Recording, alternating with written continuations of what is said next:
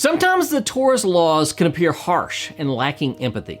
Take, for instance, the commandment in this week's Torah portion that a Cohen, a priest, is not allowed to attend the funeral of his own wife. This is pretty harsh, right? But does the Torah really say that? Or have we projected our own feelings toward God in this text? Which one is it? Let's find out in this week's 5-Minute Torah.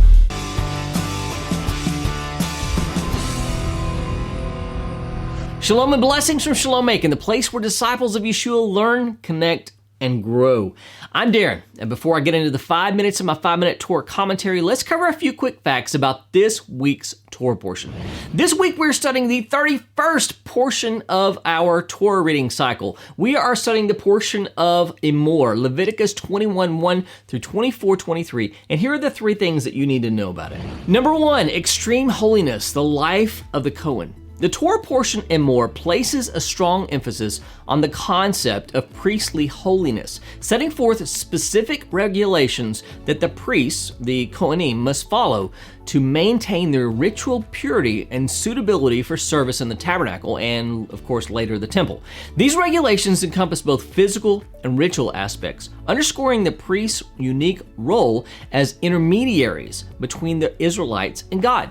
Priests are prohibited from contact with dead bodies, except for their closest relatives, to avoid ritual impurity. They also face restrictions in marital choices and are only allowed to marry women who meet certain standards of purity.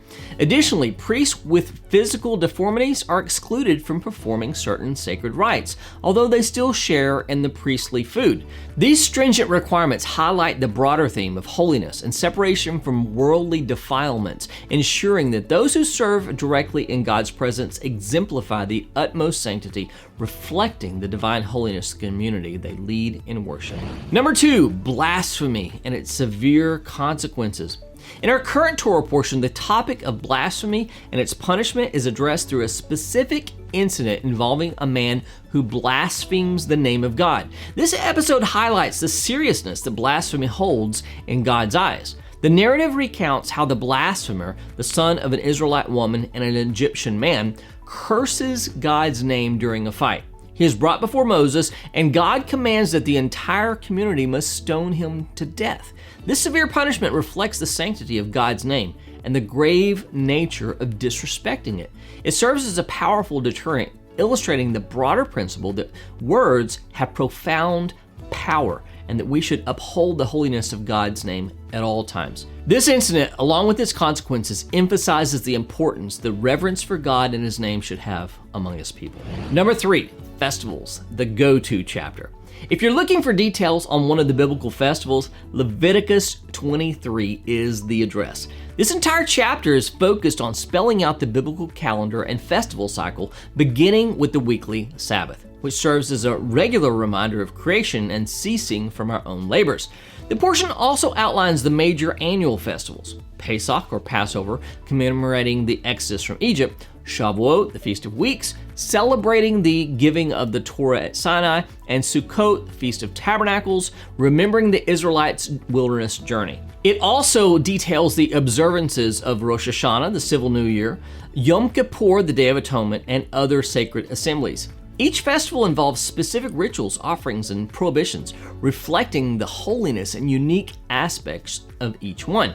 Through these observances, the Torah emphasizes the sanctification of time and creates a rhythm of worship and remembrance that shapes the lives of the people of God. Are you a disciple of Yeshua? There are a lot of people who say they are, but when it comes down to it, they really don't even know what it means to be a disciple. Why? Because discipleship is a concept unique to Judaism.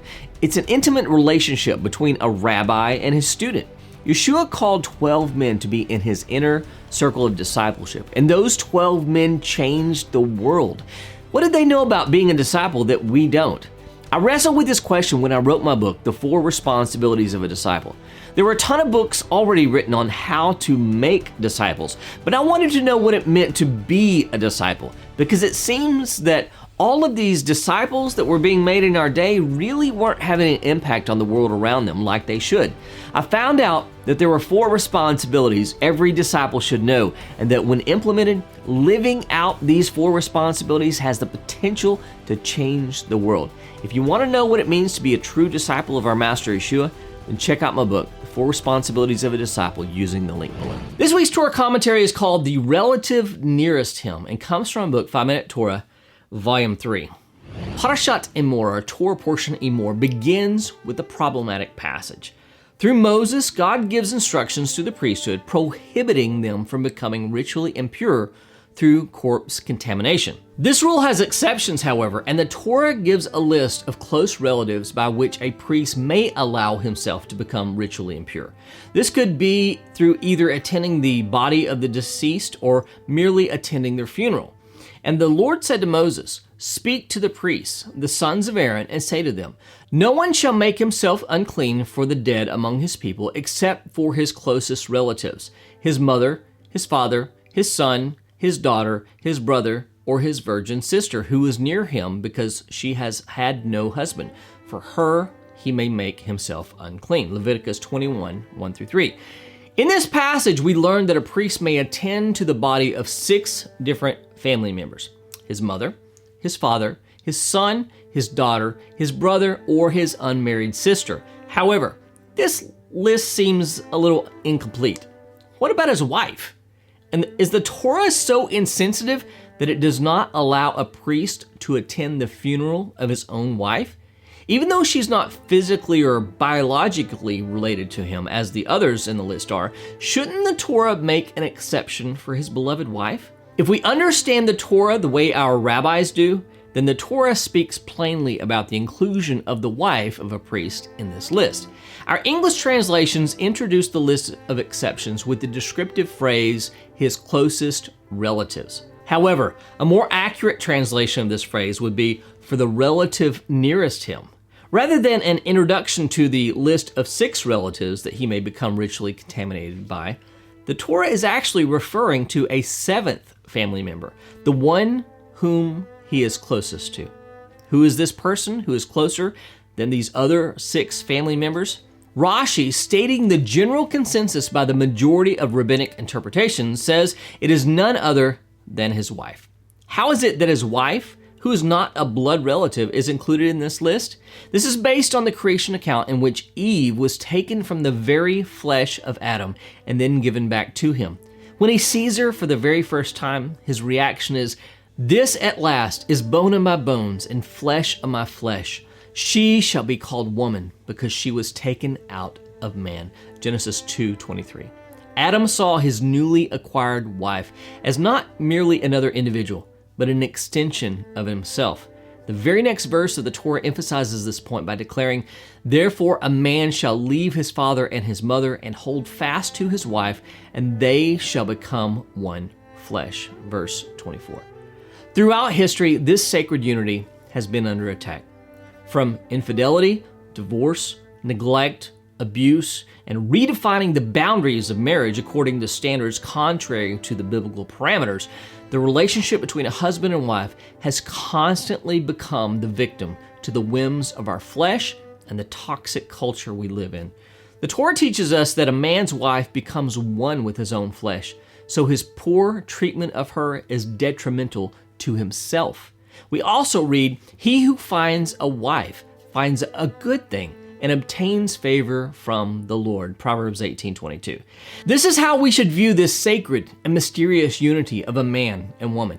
We should always remember that we find within it one of the most precious gifts God has given to human beings. The Holy Scriptures place great value on a faithful and godly wife, so much that we recite Proverbs 31:10-31 every Friday night to remind us of her value. An excellent wife, who can find? She is far more precious than jewels. The heart of her husband trusts in her, and he will have no lack of gain. She does him good and not harm all the days of her life. This is verses 10-12. The Levitical priesthood could not allow themselves to become ritually impure except for the most strict circumstances, which included the deaths of their nearest relatives.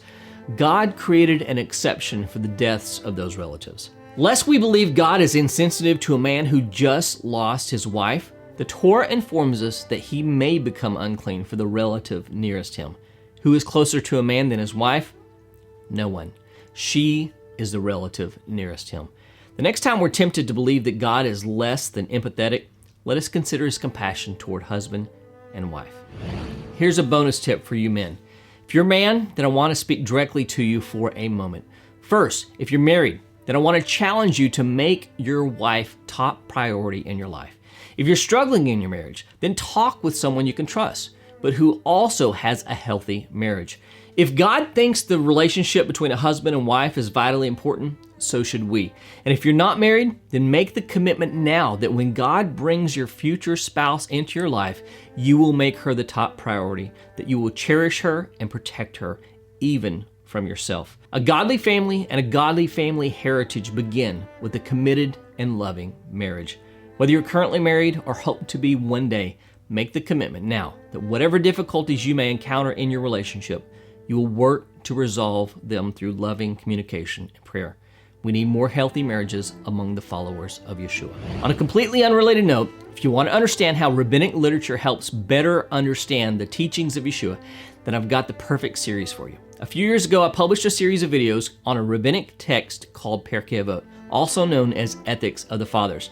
My series is called Pirkei Avot and the Teachings of Yeshua. You should check it out. It'll revolutionize the way you look at both rabbinic literature and the teachings of our Master. Just check out the link right here.